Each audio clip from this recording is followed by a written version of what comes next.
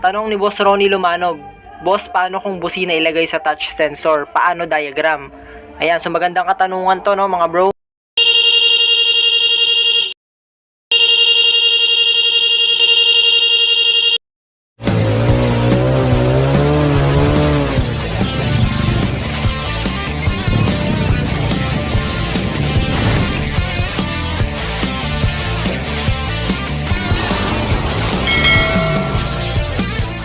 Ayan, pero bago natin sagutin, intindihin muna natin yung normal na nangyayari sa diagram ng isang normal na horn at saka switch, saka supply. Ayan, so nag-add na rin tayo ng interrupter relay dyan, no? So madali lang to, sundan nyo ha.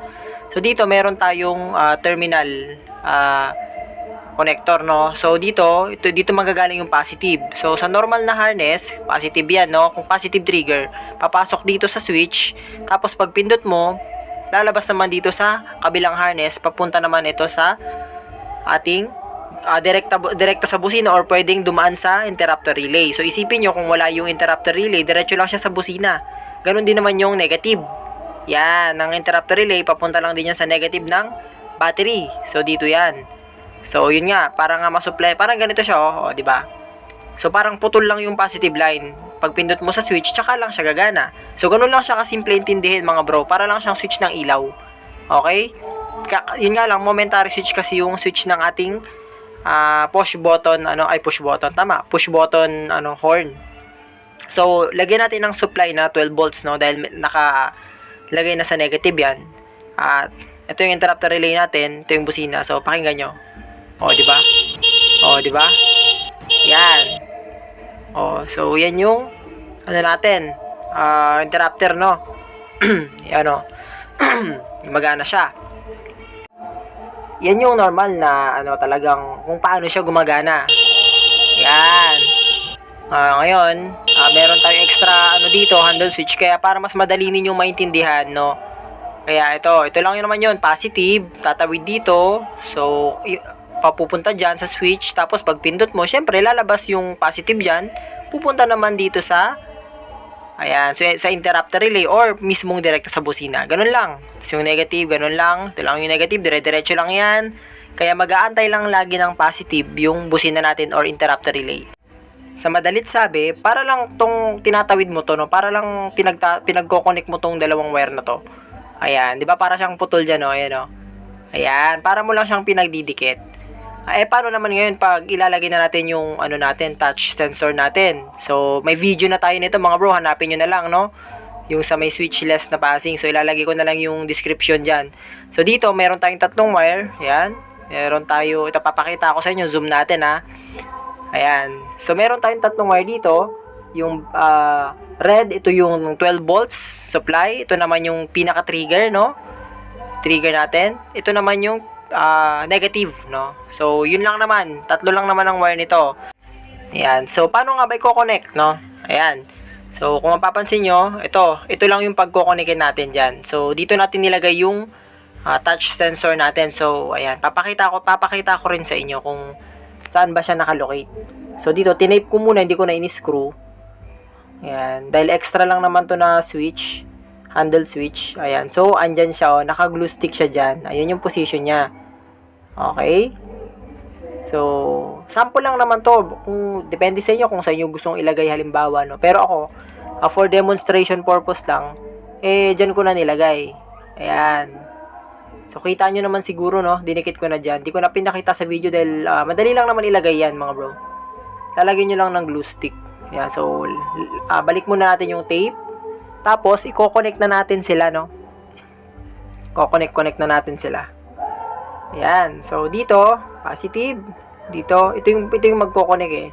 So, dito, ito yung red natin. Yung red, lalagay natin direkta sa 12 volts. Or, sa may susian. Pwede yan. Ayan, positive, 12 volts. Okay, syempre. Tapos, ito namang black wire, lalagay naman natin dito sa negative. Kagaya nito. Ayan. So, rekta lang yung negative dyan.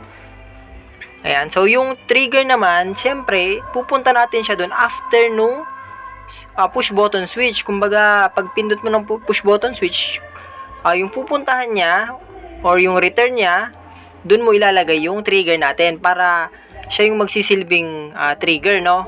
Kasi duman naman ng relay yung ano natin touch sensor natin, kaya walang problema dyan, no? Ayan lang. So, pupunta lang kayo dun sa trigger din ng busina nyo. So, dun nyo lang din siya ilalagay. Ayan, so ganun lang siya kadali talaga, no? Ganyan lang, oh. Kitang-kita nyo naman siguro, hindi na kayo malilito. Negative lang, positive, tsaka yung papunta sa busina or kung naka-interrupter relay kayo, kaya na rin ako nag-add ng interrupter relay para makita nyo na rin, no? Kung saan ba siya itatap. Ganun lang. Ganun lang naman yan. So, ito yun, yung trigger kasi ng pag sa Honda, ayan, light green. Ayan, ipakita ko sa inyo, wait lang.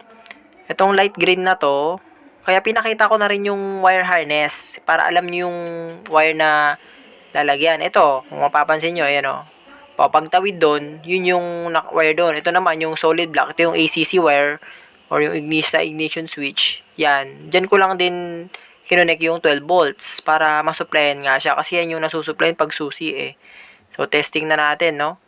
So, ilalak ko muna. Yan.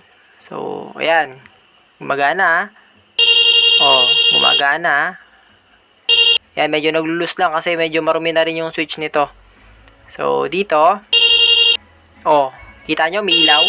Di ba? May ilaw no? Yun, no? May ilaw na siya. Ayan, ibig sabihin okay na yan. Ganun lang. Di ba? Ganun lang siya, kadali. Ayan. So, yun, wala akong ibang ano dyan, wala akong ibang pinipindot dyan, Ito lang talaga, di ba? Gumagana naman siya. Ayos. Di ba? Ganun lang ang gagawin nyo. So, Viola. Meron na kayong touch sensor, di ba? Pero inuulit ko, for demo lang to. Ayan, bahala kayo kung saan nyo ilalagay. So, ayan. So, dito, gumagana pa rin yung normal natin na horn, switch or push button switch. Ayan. So, okay na mga bro. Thank you.